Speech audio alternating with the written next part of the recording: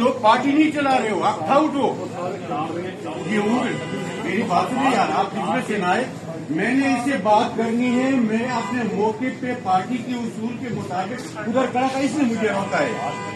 आप उंगली नीचे करो, नीचे करो, नीचे करो, नीचे करो।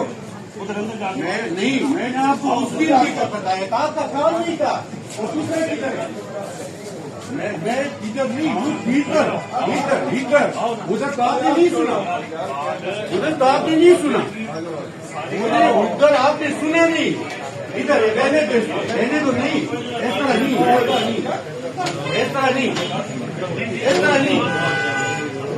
तरह नहीं, देखिए मैं अपने मौके पे पार्टी की उसूल रूल के मुताबिक खड़ा रहा।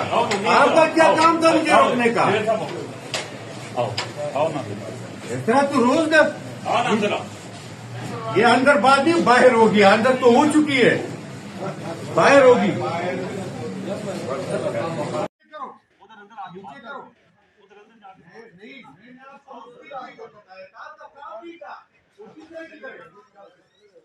मैं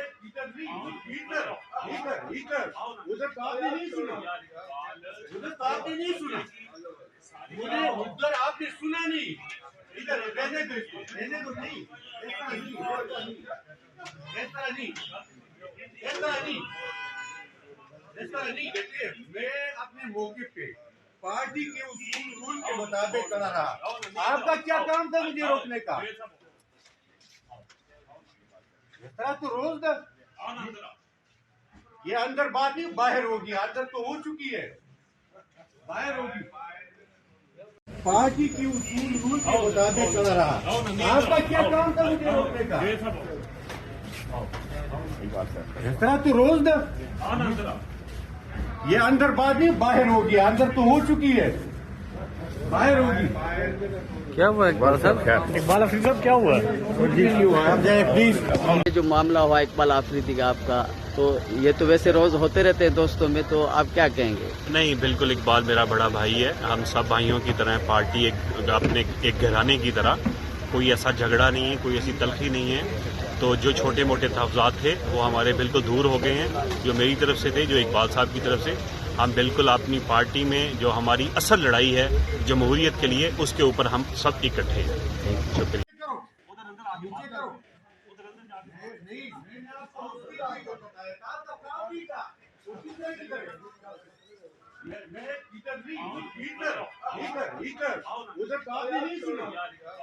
उधर तो आपने नहीं सुना, मुझे उधर आपने सुना नहीं। इधर रहने दो नहीं,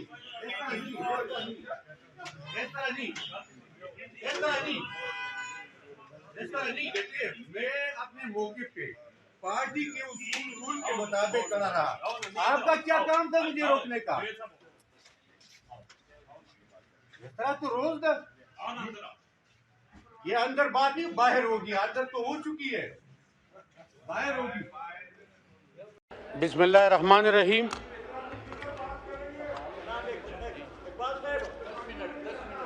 मैंने आधा घंटा बोलना है डोगर साहब। ये आपको, इसको क्या दर्द हो गया है जी? इसको अभी दर्द हो गया, मेरे ख्याल में इसको भी कुछ मसला है। बिस्मिल्लाहिर्रहमानिर्रहीम। शुक्रिया जनाबी डिप्टी स्पीकर साहब कि आपने कोई 1 महीने बाद मुझे मौका दिया स्पीच करने। लिहाजा सबसे पहले तो मैं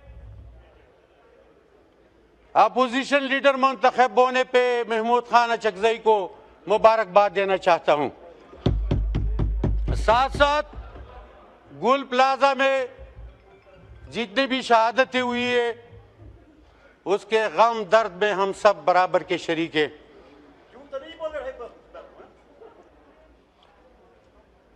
हम इस रियासत के शहरी है और रियासत से हम मुतालबा करना चाहते हैं कि क्या ये नकल मकानी हमारे हिस्से में वरासत में आई है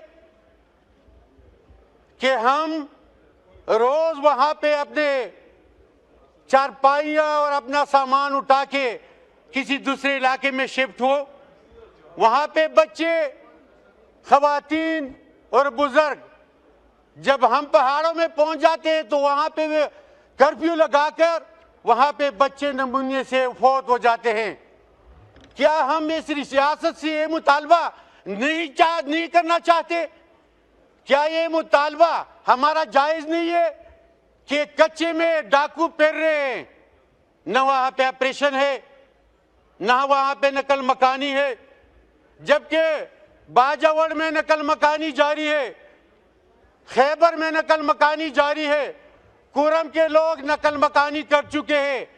क्या ये फाटा के अवाम जो जरूरत के वक्त शमशीर जन बन जाते हैं, जब पाटा के अवाम को जरूरत पड़ जाती है तो उनको शमशीर जन कहकर बंदूक दी जाती है? यो जनाजा बला जनाजा बला बला जनाजा, यो जनाजा बला जनाजा बला बला जनाजा, ज्वंदुन द पख्तून सदे मुकम्मल जनाजा। लिहाजा स्पीकर साहब, हम पाटा की अवाम ये मुतालबा करते हैं, तो आपके एनडीए में कहां पे है? आप लोगों ने क्या एक प्रेस कॉन्फ्रेंस की है कि दुनिया को बता दे कि यहां पे अमन के लिए नकल मकानी हो रही है? यूनिसीआर वाले या पूरी दुनिया इन गरीब आवाम की मदद करे? क्या आप लोगों की ये जिम्मेदारी नहीं है? सिर्फ वज़ीर आला खैबर पख्तूनख्वा की जिम्मेदारी है, सूबाई हुकूमत की जिम्मेदारी है, और वहां पे मरहम लगाने के लिए सुहेल अफरीदी है। लिहाजा इस तरह नहीं चलेगा। आप लोगों की जो जिम्मेदारी है ये कहता तो तलाल अभी जाके उनकी खिदमत भी करे, उनकी नकल मकानी जो हो रही है वहां पे एनडीएमए को ले जाए, फंड रिलीज करे, वहां पे उनके लिए खेमे लगाए। इकबाल अफरीदी साहब, देखे एक नहीं, ये चीज जो किसी लफ्ज हम एक्सपंज करते हैं, आप अल्फाज का चुनाव सही रखें प्लीज। देखिए, जो चीज आपने एक्सपंज करना है आपके पास इख्तियार है, लेकिन मेरे मुंह में जुबान है और हमने वादा किया है कि जो हक है सच है वो कहते रहेंगे। लिहाजा आप लोगों की जिम्मेदारी है, तो आप लोगों की क्या ये जिम्मेदारी नहीं है कि वहां पे दुनिया के सारे उन लोगों को ले आए, आप उनको वहां पे यूनिसीआर को ले आए, एनडीएमए को ले आए और वहां पे बिठाए कि हाँ आप आ रहे नकल मकानी अमन के लिए निकल रहे, तो आपको हम ये दे रहे हैं, आपको ये रिलीफ दे रहे हैं, आपको सहूलत दे रहे हैं। ये इखलाकी जुर्रत भी होनी चाहिए, तो आप जाके वहां पे उन लोगों की खिदमत करें। लिहाजा चंद चीजें ऐसी है कि उनको कहना इंतहाई जरूरी है। अगर फाटा की अवाम इस मुल्क की शहरी है और मैं उनका भेजा हुआ एमएनए हूं, दिगर भी बेटे हैं, क्या पीएचडीपी में हमें शीशा मिल रहा है? क्या वफाकी हुकूमत हमें फंड रिलीज कर रही है? क्या एनएफसी अवार्ड में हमें पैसा दे रही है उन गरीब आवाम के लिए जो वहां पे बेघर हो रहे हैं?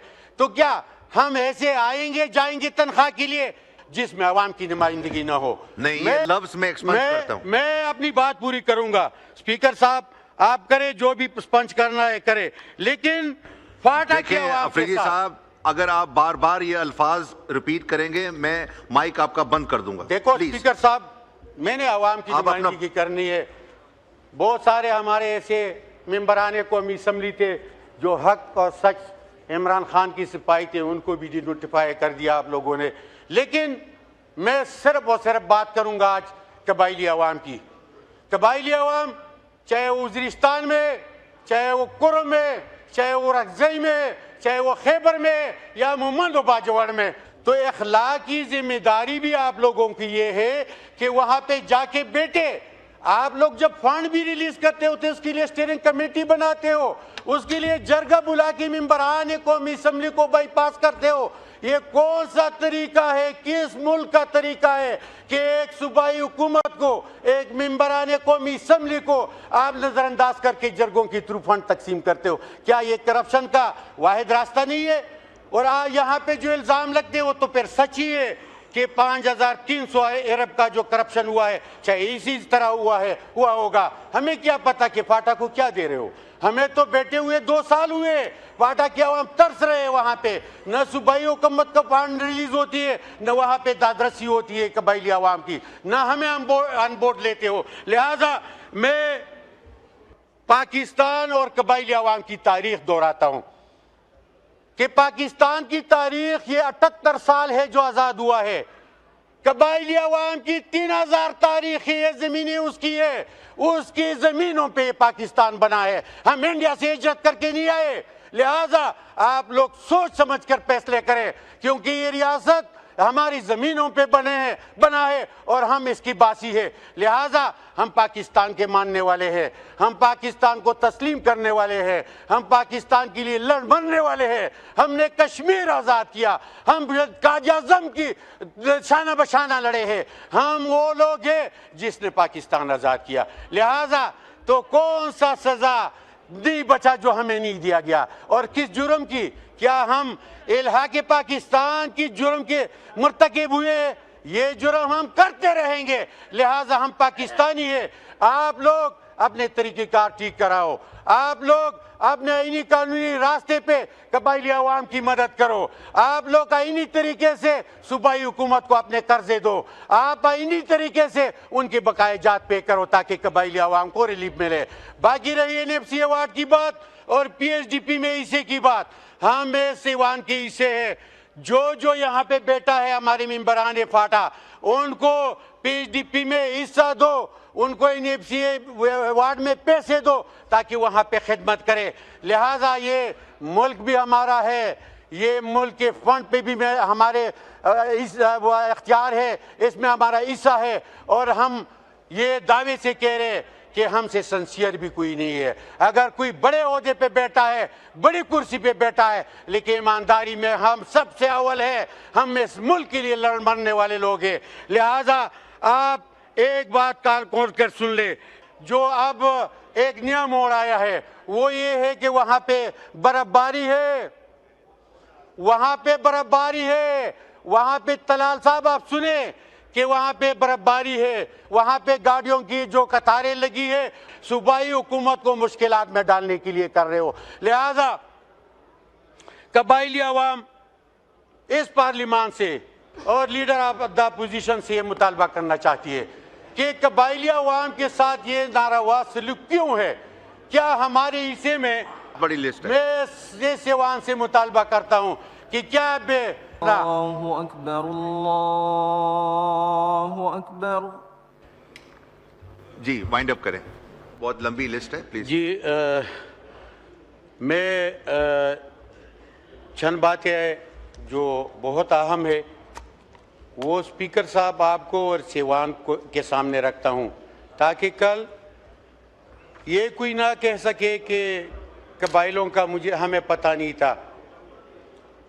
चंद 2 मिनट में, एक बाजवड़ मुतासिर है, वहाँ पे नकल मकानी कर चुके, खैबर और मुमान भी अभी निकल रहे हैं, कुरम उरगज़ई और वज़ीरिस्तान भी इसी हालात से गुजर रहे हैं। क्या हुकूमत के पास कोई मैकेनिज़्म है? क्या जो पहले होता था कि ये प्रेस कॉन्फ्रेंस करके पूरी दुनिया को इस जो आप जिस अमन की बात करते हैं वो तो पूरी दुनिया के लिए करते हैं, तो